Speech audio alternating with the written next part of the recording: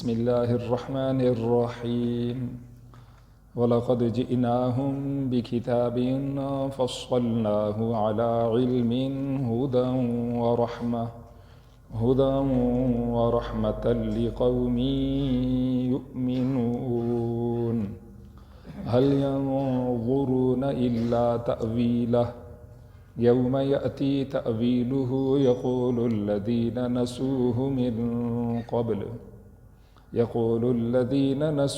من قبل قد جاءت رسل ربنا بالحق فهل لنا من شفعاء فيشفعوا لنا أو نرد فنعمل غير الذي كنا نعمل قد خسروا أنفسهم وضل عنهم ما كانوا يفترون صدق اللہ العظیم وَلَقَدْ جِئْنَاهُمْ اور البتہ تحقیق ہم لائے ہیں ان کے پاس بکتاب ایک کتاب فصلناہ ہم نے اس کی تفصیل بیان کی ہے علی علم پر ہدن یہ کتاب ہدایت ہے ورحمتاً یہ کتاب مہربانی رحمت ہے لقوم ان لوگوں کے لیے یؤمنون جو یقین کرتے ہیں جو ایمان لاتے ہیں هل ينظرون وہ انتظار نہیں کر رہے الا تأویلہ مگر اس کی حقیقت کی اس کے نتیجے کی یوم یأتی جس دن آئے گا تأویلہ اس کا نتیجہ اس کی حقیقت یقول الذین کہیں گے وہ لوگ نسوہ جنہوں نے اس کتاب کو بھلا دیا من قبل اس سے پہلے قد جاءت یقیناً ہمارے پاس آئے رسول ربنا ہمارے رب کے رسول بالحق سچ کے ساتھ فہل لنا پس کیا ہے ہمارے لیے من شفعاء کوئی سفارشی شفعاء جمع شفیع کی شفیع کا معنی ہے سفارشی فیشفعوا پس وہ سفارش کرے لنا ہمارے لیے او نردو یا ہم لوٹا دیے جائیں دنیا میں فنعمل پس ہم عمل کریں ہم کام کریں غیر الذی سوائے ان اعمال کے کننا نعمل جو ہم کیا کرتے تھے قد خسروا یقیناً نقصان میں ڈالا ان لوگوں نے انفسہم اپنی جانوں کو وضل عنہم اور ان سے گم ہو جائے گا ما کانوا یفترون جو وہ گھڑا کرتے تھے۔ یہ آج کے درس کی 2 آیات کریمہ ہیں۔ اس سے پہلے والی آیات کریمہ میں کامیابی یا ناکامی کے اعتبار سے 3 گروہوں کا بیان تھا۔ ایک جنت والے جن کی صرف نیکیاں ہوں گی یا نیکیاں زیادہ ہوں گی، دوسرے جہنمی جن کی بدیاں زیادہ ہوں گی یا صرف بدیاں ہوں گی، اور تیسرے آراف والے وہ کہ جن کی نیکیاں اور بدیاں برابر ہوں گی۔ یقیناً جن کی نیکیاں صرف نیکیاں ہی نیکیاں ہیں یا نیکیاں زیادہ ہیں یا ان کی نیکیاں بدیاں برابر ہیں، اللہ ان سب کو جنت میں اپنی رحمت سے داخل فرما دے گا، اور جو اس کا برعکس ہیں یقیناً وہ نقصان اٹھانے والے ہیں۔ پچھلی آیات کریمہ میں ہم نے تفصیل پڑھی۔ آج کے درس کی ان آیات کریمہ میں اللہ تعالیٰ جل شانہ نے اس قرآن پاک کی فضیلت عظمت کو بیان فرمایا ہے اور فرمایا اگر تم آخرت کی ناکامی سے بچنا چاہتے ہو اور آخرت کی کامیابی کو حاصل کرنا چاہتے ہو تو اس کے لیے ایک نصاب میں نے تمہیں عطا کیا ہے، اور وہ نصاب قرآن مقدس مطہر مدلل کی صورت میں اصلی شکل میں تمہارے پاس موجود ہے۔ چنانچہ اس سلسلہ میں ارشاد ہے وَلَقَدْ جِئْنَاهُمْ البتہ تحقیق ہم لائے ہیں ان کے پاس بکتاب ایک کتاب فصلناہ ہم نے اس کی تفصیل بیان کی ہے علی علم پر، یعنی ہماری طرف سے یہ کتاب ہے، اس میں ہمارا علم ہے، ہماری باتیں، یہ کتاب اللہ بھی ہے، یہ کلام اللہ بھی ہے۔ تفصیل کا ہرگز یہ مطلب نہیں ہے کہ بس یہ کتاب تفصیلی ہے تو یہی ہمارے لیے کافی ہے کہ جی اس کے بعد احادیث مبارکہ کی ہمارے لیے ضرورت نہیں۔ یہ بہت بڑی غلط فہمی ہے، اور اس سلسلہ میں بہت سارے لوگ جو ہیں وہ حضور اکرم صلی اللہ علیہ وآلہ وسلم کی امت کو گمراہ کرتے ہیں کہ جی بس قرآن سے ہمیں دلیل چاہیے، جی حدیث کو ہم نہیں مانتے، الیاذ باللہ۔ خوب سمجھ لیں اور خوب یاد رکھیں کامیابی کے لیے اطیعوا اللہ و اطیعوا الرسول دونوں لازم ہیں۔ اللہ کی اطاعت کرو اور اللہ کی رسول کی صلی اللہ علیہ وآلہ وسلم کی اطاعت کرو۔ وہ اللہ کی اطاعت قرآن پاک میں بیان ہے، رسول کی اطاعت حضرت محمد مصطفیٰ احمد مجتبیٰ صلی اللہ علیہ وآلہ وسلم کی صحیح حدیث میں بیان ہے۔ من یطع الرسول فقد اطاع اللہ، جس نے رسول کی اطاعت کی تو یقیناً اس نے اللہ کی اطاعت کی ہے۔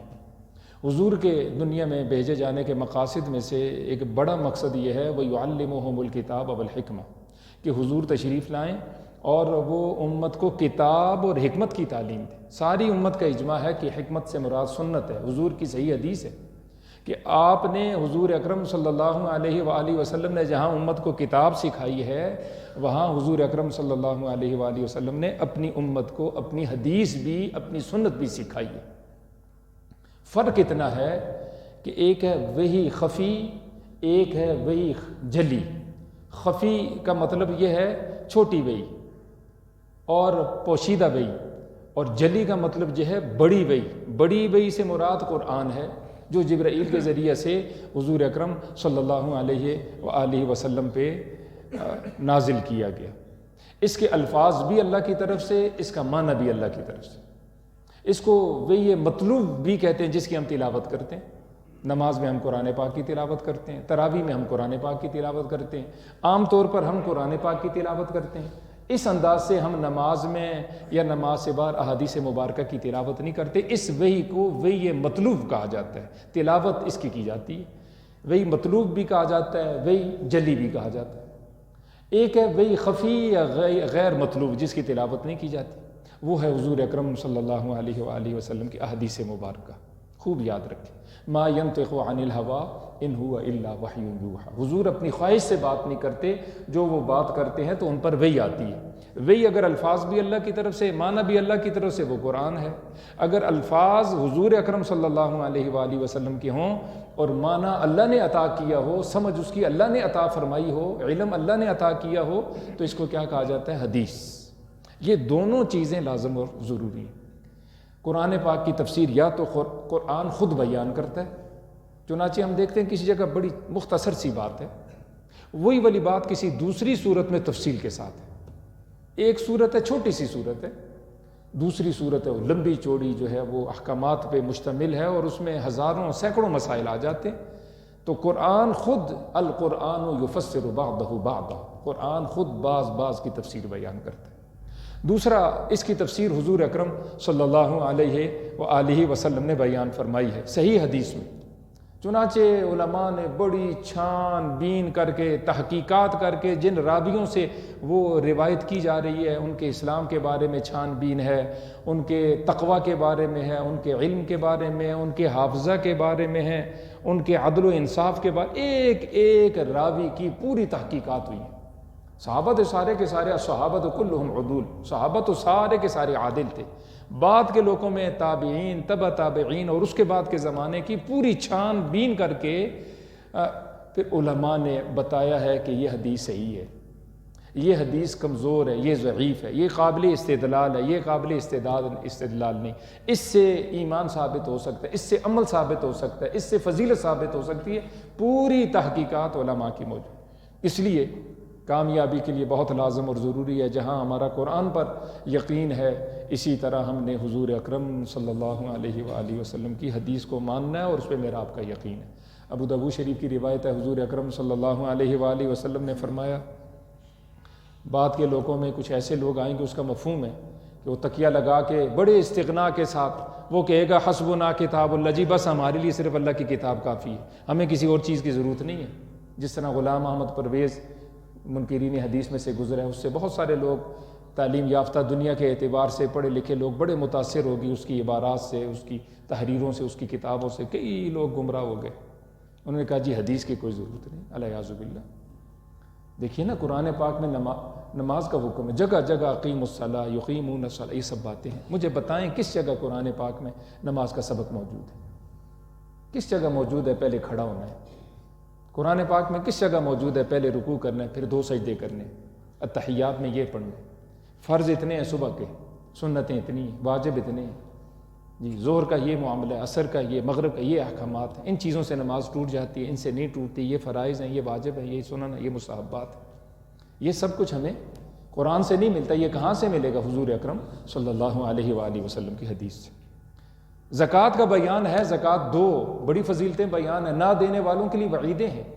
لیکن پورا قرآن اٹھا کے آپ مجھے نصاب نکال کے دکھائیں، سونے کا نصاب کیا ہے، زیور کا نصاب کیا ہے، چاندی کا کیا ہے، اونٹوں کا کیا ہے، بکری کا کیا ہے، بھیڑوں کا کیا ہے، گائے کا کیا ہے، مال تجارت کا کیا ہے، کسی جگہ اس کا بیان نہیں. حج عمرے کا بیان ہے، پورا کرو تم حج اور عمرہ کو اللہ کے لیے. اس میں کچھ احکامات بیان ہوئے، لیکن فرائض، واجبات، سنن، مستحبات کوئی نہیں بتا سکتا. کس کے بغیر حج ہوتا ہی نہیں، کون سی چیز فرض ہے، کون سی چیز لازم. اعلیٰ ھذا القیاس، اکثر احکامات کے بارے میں یہاں صرف اجمال ہے، اس کی تفصیل کہاں آئے گی؟ حضور اکرم صلی اللہ علیہ وآلہ وسلم کی احادیث میں.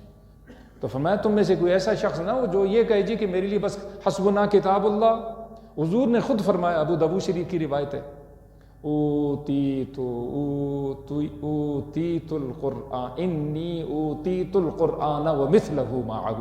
مجھے جہاں اللہ نے قرآن دیا ہے اس جیسی اور چیز بھی عطا فرمائی ہے. اور وہ اور کیا؟ حضور کی حدیث ہے. وہ اور کیا ہے جی؟ حضور کی حدیث ہے. بہرحال یہ میں لازم سمجھتا ہوں کہ بڑے بڑے فتنوں میں سے منکرین حدیث کا اس زمانے میں بہت بڑا فتنہ ہے. بہت سارے لوگ گمراہ ہو گئے، قیمتی لوگ.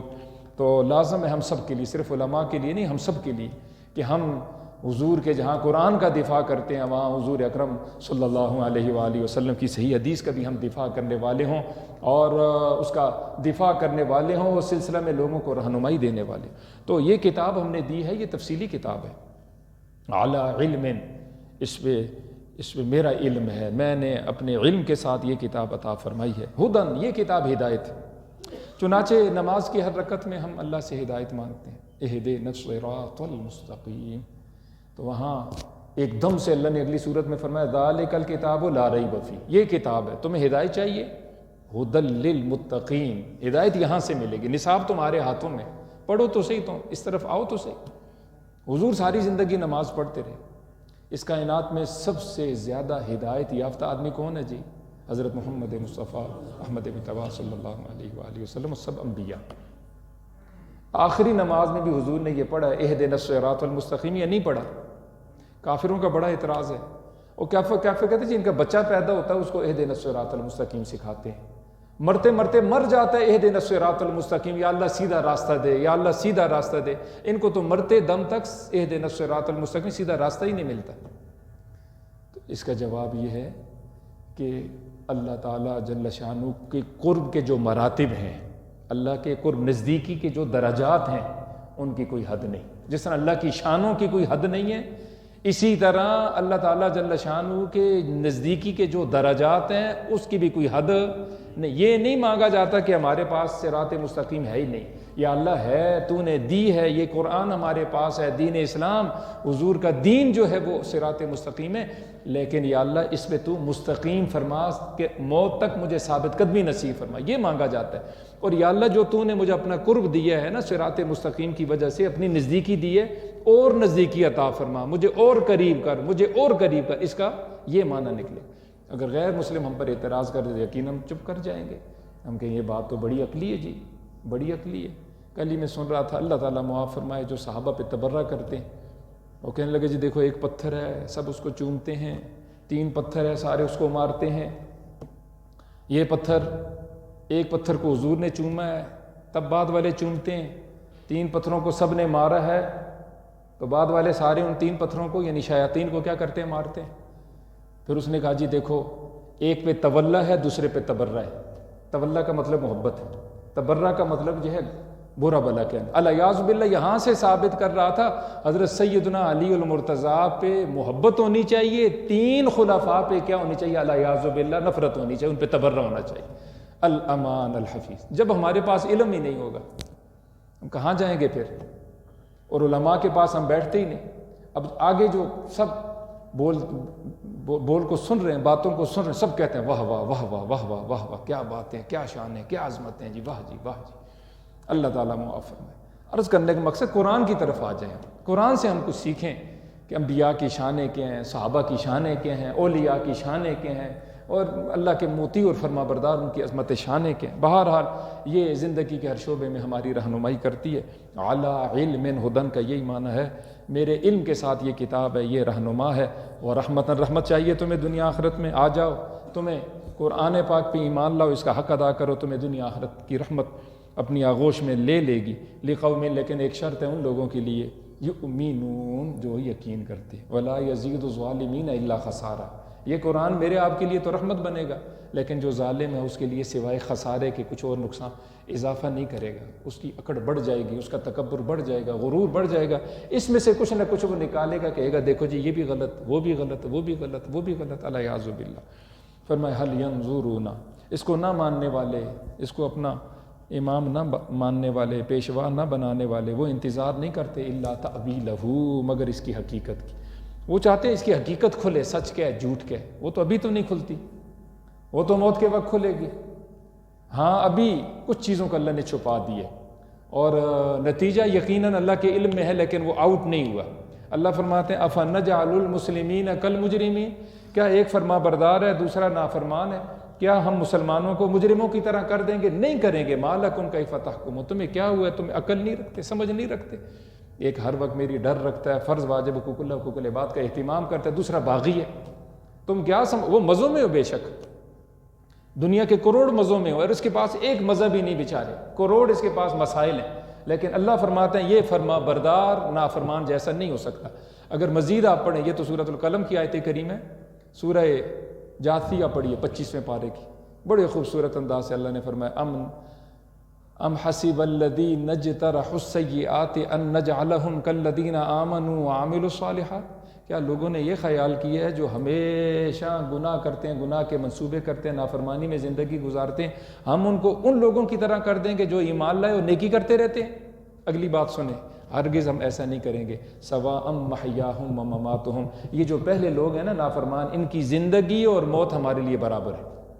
ساء ما یحکمون، بہت برا ہے جو تم فیصلہ کرتے ہو۔ تم یہ سمجھتے ہو کہ وہ جو کافر ہے، نیکی سے دور ہے، اطاعت و فرما برداری کی زندگی نہیں گزارتا، تو وہ جی وہ اچھا ہے جی، وہ اعلیٰ ہے جی، وہ بہتر ہے جی۔ ہم سے کتنے لوگ ایسے ہیں کہتے ہیں کلمہ پڑھ لیں تو بس سب ٹھیک ہے، کتنے کام وہ غلط بھی کرتے ہیں، اس میں کوئی شک نہیں۔ اچھے کاموں کو ہم لیں گے، وہ ہمارے قرآن و حدیث میں ہیں، ہمیں لینے چاہیے، ان کاموں کو لینا چاہیے۔ برے کام ان کے بھی ہمیں چھوڑنے ہوں گے، اور جو اپنے برے کام ہیں ان کو بھی ہمیں یقیناً چھوڑنا ہوگا۔ تو فرمایا یوم یأتی تأویلہ، جس دن ان کی تعبیر آئے گی، حقیقت آ جائے گی، اور وہ موت کے وقت کھلے گی۔ یقول الذین نسوا، کہیں گے وہ لوگ جنہوں نے قرآن پاک کو بھلا دیا تھا، من قبل، اس سے پہلے، موت سے پہلے قد جاءت رسل ربنا بالحق، ہے افسوس ہمارے پاس وہ ہمارے رب کے رسول آئے تھے، ان کی باتیں آئی تھیں، قرآن کی باتیں آئی تھیں۔ اب دو ہی شکلیں، پہلی شکل یہ ہے کہ ہمارے لیے اللہ کا عذاب اور جو اللہ کی سزائیں نامزد ہو چکی ہیں، فَهَلْ لَنَا مِن شُفَعَاءَ، کیا ہمارے لیے کوئی سفارشی ہے، فَيَشْفَعُوا لَنَا، جو ہمارے لیے سفارش کرے، ہم بچ جائیں؟ تو جواب یہ ان کے لیے کوئی سفارش نہیں، کافر کے لیے کوئی سفارش نہیں ہو سکتی۔ او نرد، یا دوسری شکل یہ ہم لوٹا دیے جائیں دنیا میں، پس ہم عمل کریں گے غیر الذی کنا نعمل، سوائے ان اعمال کے جو ہم کیا کرتے، اب گناہ نہیں کریں گے، اب نیکی کریں گے۔ تو اللہ فرماتے ہیں اب میں تمہیں بتا رہا ہوں، اس وقت کام نہیں آئے گا تمہارا افسوس۔ قد خسروا انفسهم، یقیناً انہوں نے نقصان میں ڈالا اپنی جانوں کو، وضل عنہم ما كانوا یفترون، اور ان سے گم ہو چکا ہے جو وہ جھوٹ گڑھا کرتے تھے۔ اللہ سے دعا ہے اللہ ہمیں یقین عمل کی توفیق سے مالا مال فرمائے۔